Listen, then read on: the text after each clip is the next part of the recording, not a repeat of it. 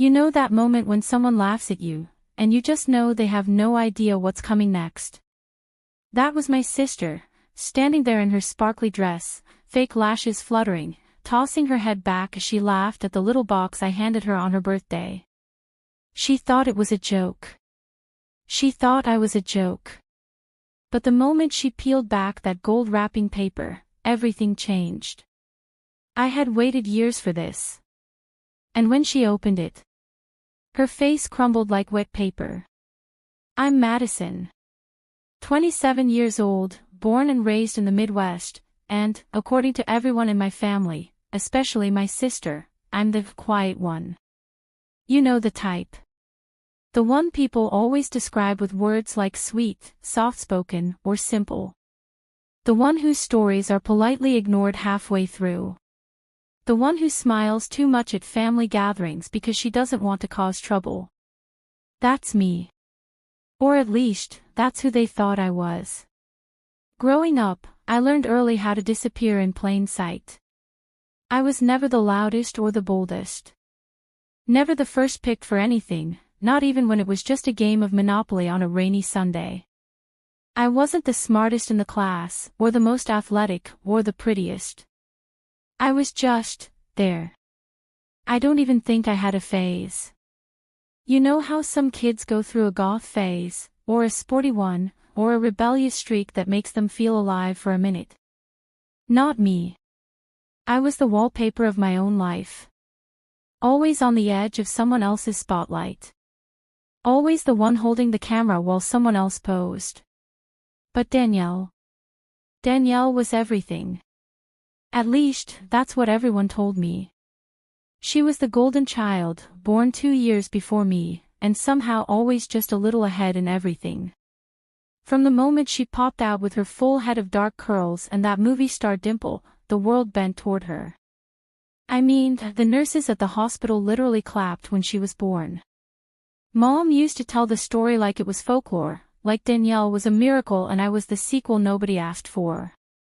In every childhood photo, Danielle is center frame, laughing, beaming, shining, while I'm usually to the side, half out of the shot or staring at something off camera, forgotten. At school, teachers already knew her name before she arrived in the classroom. "You're Danielle's sister, right?" they'd ask with hopeful eyes. And when I nodded, their interest dimmed, like I had just handed them an expired coupon. Danielle won homecoming queen in high school twice. She was accepted into an Ivy League school early decision. When she graduated, our parents threw a backyard party that included a rented tent, a custom cake, and a local jazz band. When I graduated from a local college with a graphic design degree, we had pizza and my Uncle Todd got drunk and fell into the koi pond. Even her Instagram looks like it belongs in a museum. Every shot is perfectly filtered, sunsets on yachts, her smile flawless even in candids, captions that sound effortless but took her an hour to write. Thousands of followers adore her, influencers repost her looks, and brands slide into her DMs offering partnerships. She once got a free handbag just for tagging a boutique. Meanwhile, I have 312 followers, most of whom are old classmates and a bot that keeps offering me fake crypto investments. And yet, despite all that shine, she never misses an opportunity to remind me where I stand. At family dinners, it's like clockwork. I'll start talking, usually something small, like a funny story from work or a thought about a movie, and halfway through, Danielle interrupts with some dramatic tale from her modeling shoot or her trip to Bali. Everyone turns. Laughter erupts. I trail off. I usually just sip my drink and stare at my plate, chewing slowly so I don't accidentally cry into my mashed potatoes. I remember one Thanksgiving especially. I had brought homemade pumpkin bread, spent hours on it, actually, and Mom gave it a quick sniff and said, "Oh, you made this? That's nice, Maddie." Then she turned to Danielle, asking her to tell the story about the time she accidentally met a celebrity at the airport. Nobody even tasted the bread. I took the whole loaf home and tossed it in the trash. I didn't even have the heart to give it to the neighbors. And the worst part, Danielle doesn't even see what she does. To her, I'm just her shy little sister, the one who's cute and harmless and easy to step over. She'll ruffle my hair like I'm still 12. She'll talk about me to others like I'm some kind of amusing pet. Maddie has her little artsy thing going, she'll say, like my full-time design job is a lemonade stand. And everyone chuckles. Because when Danielle talks, people listen. And when Danielle laughs, people want to be in on the joke, even if that joke is me. But the thing is, being underestimated is a powerful thing. People don't pay attention to you when they don't think you matter. And while Danielle spent her life performing, curating every second for applause, I was watching. Not in bitterness, at least not at first, but with quiet awareness. I paid attention to the way she moved through the world, how she got what she wanted, how she crafted her image like a masterpiece and discarded anything that didn't fit the aesthetic. And as I got older, something in me started to shift. I stopped trying to be part of her spotlight. I stopped waiting for a seat at her table. I started carving out something of my own. And with that came clarity. I saw the cracks in her perfection. The hidden moments. The lies. The secrets she thought no one else noticed because why would Maddie notice anything? But I did.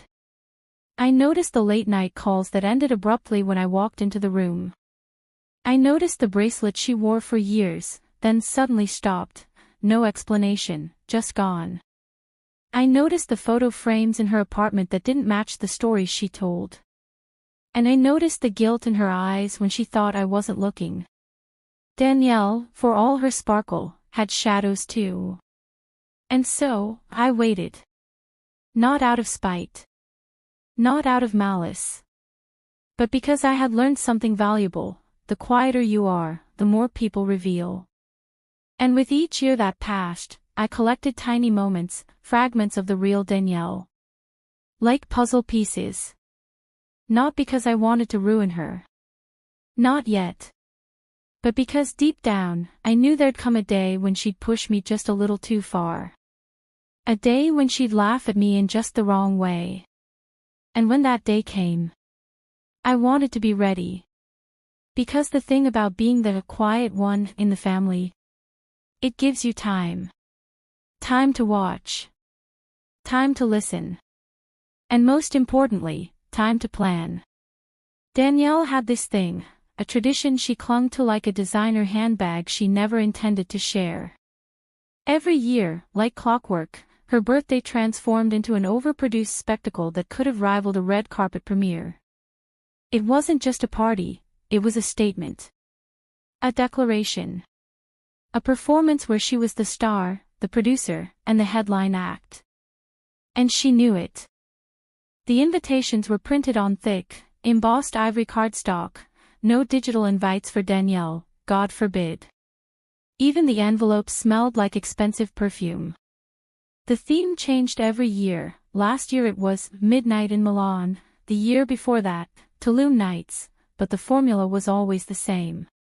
Rented venues with vaulted ceilings, moody lighting, tables set with gold-trimmed china and crystal flutes. Catered food so fancy you needed a translator to understand the menu. A never-ending stream of champagne that made the whole room feel like it was floating, slurring, slipping just past reality. And of course, her custom-made birthday gown, usually sequined, always fitted, and designed to command every camera in the room. And somewhere near the peak of the evening, just after the third toast and right before the birthday cake, came the part one dreaded the most. The gifts. Now, don't get me wrong, I don't hate giving gifts. I love the idea of them, actually. Finding something personal, meaningful, maybe even handmade. But that wasn't Danielle's vibe. No, she turned gift opening into a performance art piece. Everyone would crowd around the stage, yes, there was a literal stage, with their glasses raised and their eyes locked on her. One by one, she'd open her gifts in front of the entire room, narrating every second like a YouTuber doing a luxury haul. And somehow, I always ended up dead center in the crosshairs of her sarcasm. I still remember the sound of her voice from last year. That high, falsely sweet tone she used to deliver public humiliation wrapped in tulle and charm. "Let's see what little Madison got me this year," she sang into the mic, her teeth gleaming under the spotlight. She always called me that, Little Madison, even though I'm only 2 years younger and we're the same height. Maybe it was her way of reminding everyone I'd never quite grown up, at least not in her eyes. The crowd laughed, always did. People leaned in, waiting for the punchline. And when she tore the wrapping off my modest package and pulled out the lavender-scented candle I had spent hours making, her reaction was swift and brutal. "Oh. A candle," she announced, holding it up like a soiled napkin. She leaned in, sniffed dramatically, then tilted her head as if confused. "Smells like sadness." How fitting. The room roared. I stood there, cheeks burning, smile frozen to my face like a mask I couldn't peel off. My hands were trembling so hard I had to grip the stem of my glass just to keep from dropping it. That smell, lavender and wax, still lingers in my memory like a bruise. I remember how my throat tightened, how I swallowed the shame like it was medicine. Bitter, thick, necessary. I told myself it didn't matter. That I shouldn't care. That she didn't mean it. But deep down, something in me cracked. Not loudly. Not all at once. Quietly. Like hairline fractures running beneath the surface, unseen, but spreading. This year, though, things were different. I wasn't bringing a candle. This year, I had something else. Something that had been tucked away for so long I had almost forgotten about it myself. Until fate, or maybe something more intentional, handed it back to me in the most unexpected way. It started about 4 months ago. I was helping Mom clean out the attic. She was planning to downsize, said she wanted to declutter her life, and needed help deciding what to toss and what to donate. I was fine with it, truthfully. I love digging through old things. There's something comforting about the smell of dust and aged cardboard, like history exhaling around you. The attic was dim, lit only by a small bulb that flickered when the wind outside howled against the roof. I was sorting through a stack of holiday boxes when I spotted one near the back wall. It was labeled Christmas 2005, in Mom's tidy cursive, the ink faded but still legible. I dragged it toward me, brushing off a layer of dust thick enough to write in. The box was heavier than I expected. I pulled open the flaps and began sifting through tangled lights, torn wrapping paper, ornaments with chipped paint. And then, I saw it. A small velvet pouch. Deep red.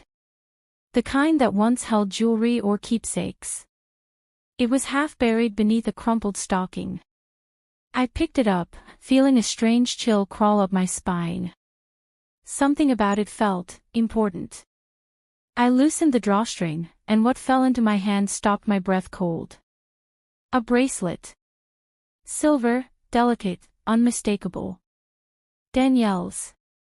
I hadn't seen it in years, not since the night she came home shaking, whispering, begging me not to tell anyone where she'd been. I was 16. She was 18. I never forgot that night. But the bracelet? I assumed it had been lost or tossed. Yet here it was, quietly sleeping in this forgotten box, waiting. And tucked beside it, folded so many times it felt like fabric, was a photograph. My fingers trembled as I unfolded it. It took me a second to realize what I was looking at. The angle was odd, slightly off-center. But once I saw the reflection in the mirror, Danielle, curled up on a stranger's bed, her face half lit by a bedside lamp, my heart dropped. I remembered this. I had taken it. Accidentally. I'd had my camera that night, trying out candid photography, and I stumbled in looking for her. The room, the perfume, the panic in her eyes, it all came rushing back. And now I held proof. I don't know how long I sat there. Could have been minutes. Could have been an hour. My breath was shallow, my thoughts racing. Part of me wanted to tear the photo in half. Another part, the part that remembered every time she belittled me, every moment she turned me into a joke, just stared. And slowly, a smile began to curl on my lips. Not smug. Not cruel. Just quiet. Like the moment before a storm breaks. I knew exactly what I had to do. I found a box in my apartment, small, square, completely ordinary. Nothing flashy. The kind of box you'd assume held earrings or maybe a keychain. I lined it with soft cotton and gently placed the bracelet inside. Then I folded the photo once, carefully, and slid it underneath. I tied the whole thing with a pale pink ribbon, delicate and sweet. The final touch was a card, handwritten in silver ink, for the memories. Love, Maddie. It looked innocent. Unassuming. Forgettable, even. Which was perfect. Because Danielle never could resist mocking the small gifts. She'd reach for the gaudiest ones first, designer bags, tech gadgets, whatever screamed wealth and adoration. But once the big boxes were opened, once the cameras stopped flashing, she'd always turn her attention to the smaller ones. That's where she liked to find her favorite targets. Quiet humiliation. Publicly gift-wrapped. I knew she'd reach for mine. I wanted her to. Because this time, I wasn't just handing her a box. I was handing her history. And she wouldn't see it coming. "Ah, did Maddie bring me a ring, Pop?" Danielle's voice rose above the ambient music like a champagne cork popping, sharp, sudden, attention-seeking. She stood on the tiny elevated stage in the center of the room, her sequined emerald gown catching the light like shattered glass. The gold microphone in her hand glinted with each movement as she lifted the small box I had wrapped. She held it up between two perfectly manicured fingers, painted a glossy wine red that matched her lips, as though afraid it might stain her skin. Her laugh rang out like a bell. Deliberate. Mocking. So thoughtful, she added with a playful wink, turning the box so everyone could see the pink ribbon I had tied around it. The crowd of guests, tipsy, designer-draped, and eager for drama, burst into laughter like trained seals at the circus. I saw shoulders shake, glasses slosh, someone actually snort. Even the DJ, who had just taken a sip of his drink, chuckled into his cup. I stood near the back, pressed halfway into a corner by the gift table, my heart pounding with the quiet force of a slow-building drumbeat. I didn't smile. I didn't flinch. I just watched. It was strange, really, how calm I felt in that moment. Like I'd already rehearsed it in my head 1,000 times. Like I'd seen it before in a dream. Danielle was still smirking, eating up the attention. She tapped the box against her cheek thoughtfully. "It's always the smallest ones that try the hardest," she quipped. Another ripple of laughter. I could see the exact moment she decided to go for the kill. She gave the crowd a coy look, a dramatic sigh, then began peeling back the ribbon with an exaggerated slowness, milking the moment. The room quieted slightly in anticipation, breaths held like notes waiting to be played.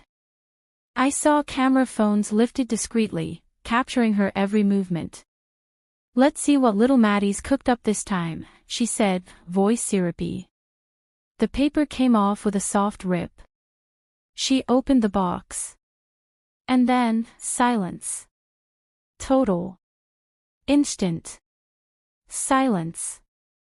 The change was so sudden it felt like the air had been sucked from the room.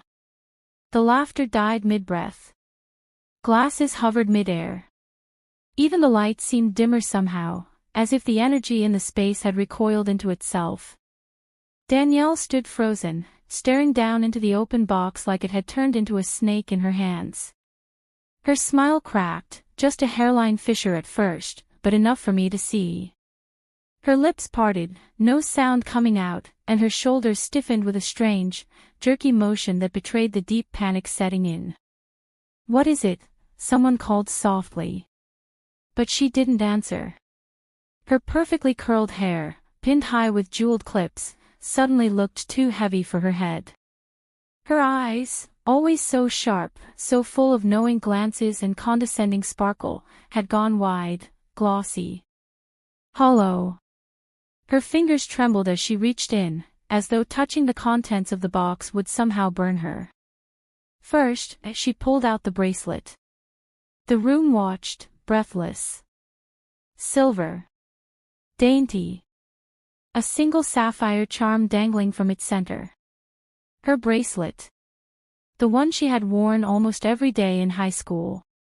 The one she swore she lost during a ski trip. The one she cried over to Mom, then never spoke of again. And now, here it was. In her hand. After 15 years. I saw her blink. Once. Twice. Her mouth opened like she was about to say something, but no words came. Then she lowered the bracelet slowly back into the box, her fingers grazing something else. The photo. She paused. I saw her hesitate. The moment stretched thin, fragile, tight, vibrating with a tension that prickled at everyone's skin. Her hand moved again. She pulled it out. A small, crumpled photograph, yellowed slightly with time, the edges curled from age. She stared at it. Her lips trembled. And that's when her face changed. Whatever veneer of performance had still clung to her up to that point, whatever script she'd had in her head, melted right off. The blood drained from her cheeks so quickly she looked translucent. Her knees bent slightly, as if her legs had forgotten how to hold her weight. Jason, her husband, who had been standing a few feet away chatting with his business partner, noticed the shift in energy and turned toward the stage. "Babe," he called out, eyes narrowing. "You okay?" But she didn't respond. Because there, in her hand, was the photo. The lighting in the image was dim, taken in a bedroom with a soft, warm glow. But the details were unmistakable. Danielle, curled on a king-size bed in a slinky black top, her makeup smudged in the corners, her body turned slightly away from the camera, but not enough. The mirror behind her reflected her face and the man lying next to her. Not Jason. Not even close. His wedding band gleamed against the lamp's glow. The man was married. Very married. And very not hers. She had once told me that night never happened. That I had imagined it. That I was a child, confused. But I hadn't imagined a thing. I hadn't even meant to take the photo. I was experimenting with angles, depth of field, reflections. I had stumbled into the room thinking it was empty. I had pressed the shutter instinctively. And when she saw me that night, camera in hand, eyes wide, she begged me not to say a word. I hadn't. Until now. Danielle's fingers clutched the photo so tightly, it began to curl further in her grasp. Her other hand reached out, just slightly, as if searching for something to ground her. She stumbled a half-step backward, nearly toppling a decorative floral vase on the edge of the table behind her. Jason approached the stage slowly now, his brow furrowed, his hand lifting. "What's going on?" he asked, louder this time. No answer. Everyone waited. The music had long since faded into an ambient hush. Even the chatter had completely died out. Just the sound of the air conditioning vent humming above and Danielle's breathing, rapid and shallow. She looked down again at the photo. Then at me. Her gaze met mine from across the room. For the first time in years, she wasn't wearing that smug smile. There was no wink, no head tilt, no cruel joke dancing on the tip of her tongue. There was only fear. Genuine, gut-deep, soul-shaking fear. And I, still standing near the gift table, hands folded gently in front of me, offered her nothing. No smile. No gloat. No smirk. Just silence. The weight of knowing. She opened her mouth, finally. But all that came out was a shaky exhale. She turned slowly toward Jason, who now stood directly at the foot of the stage. He looked down at the box she was still holding. At the photo. At the bracelet. Then back up at her. His jaw tightened. "What is this?" he asked. Calm. Low. Deadly serious. Danielle didn't answer. She couldn't. She just stood there, on the stage, center of attention, for once completely unprepared. Not the birthday queen. Not the star of the show. Just a woman holding the evidence of her own unraveling. And she knew, we all knew, that nothing was ever going to be the same. Because it wasn't just the bracelet that shook her. It was the photo tucked beneath it.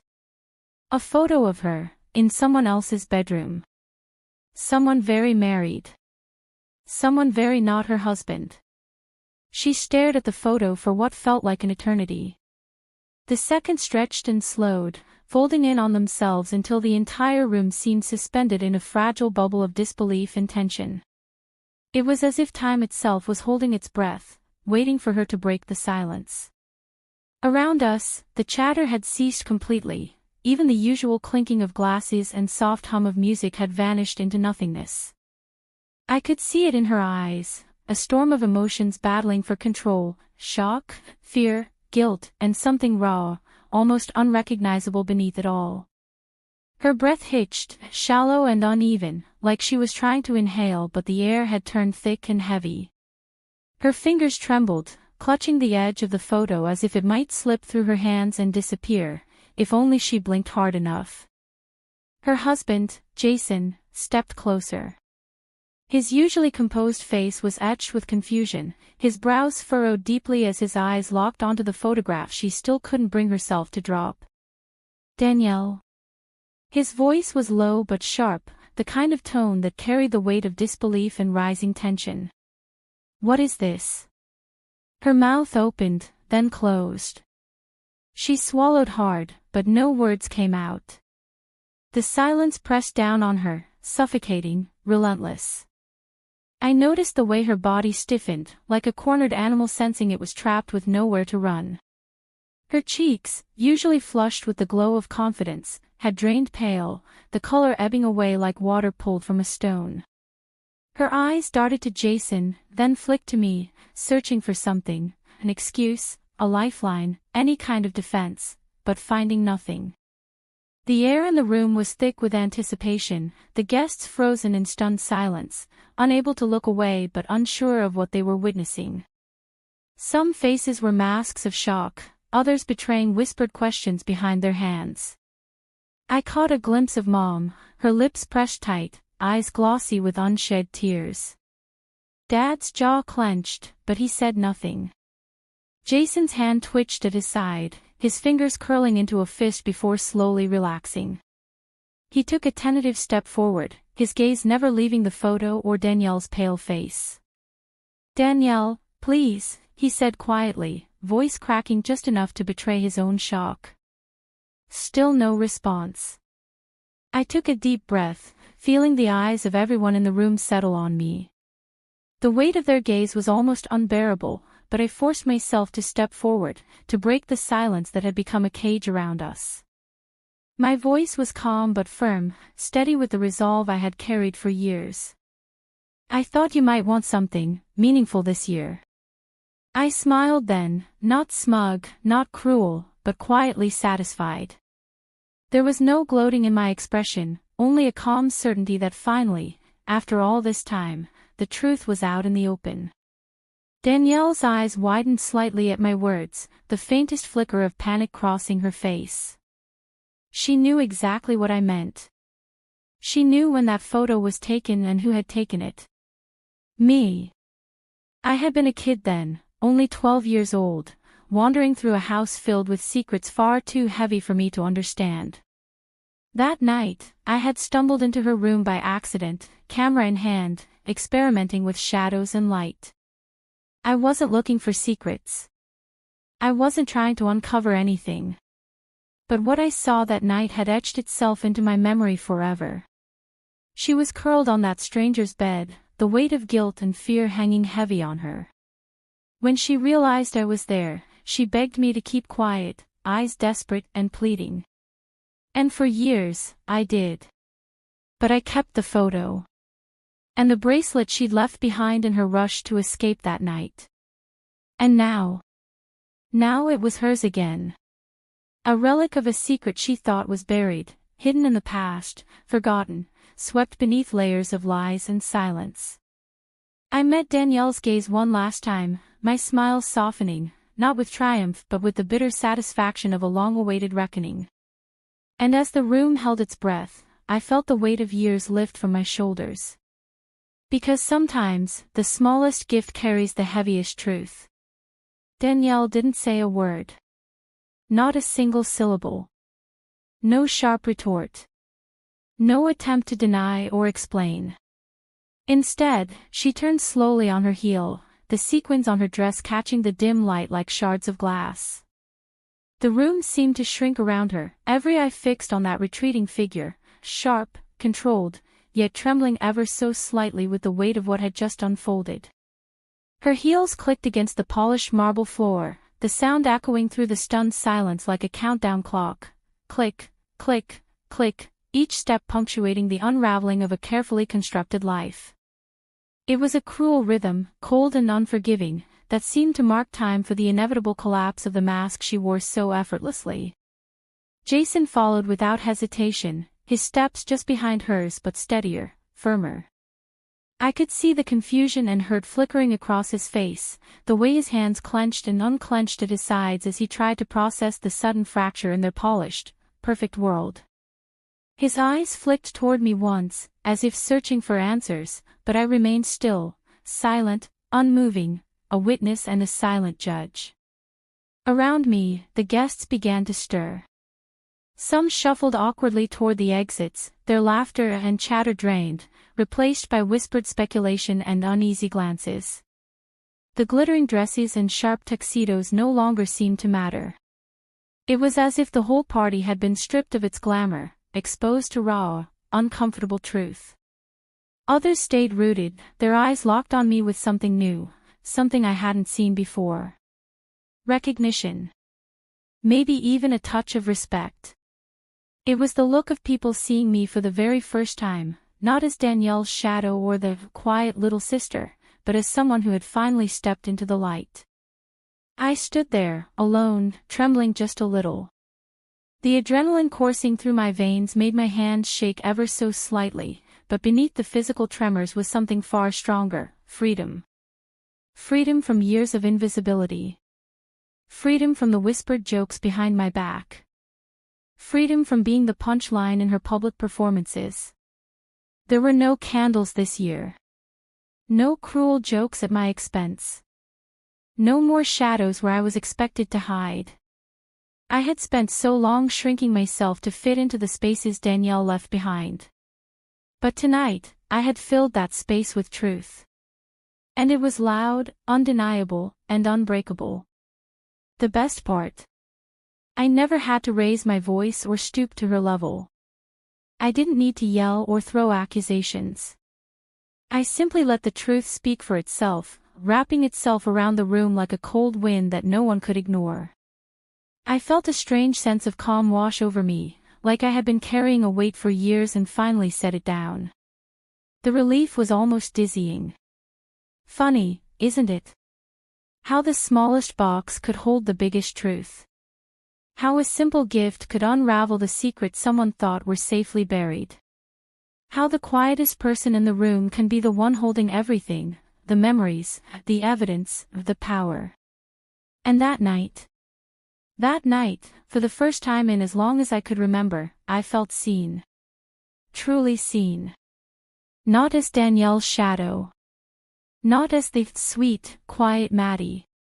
But as me.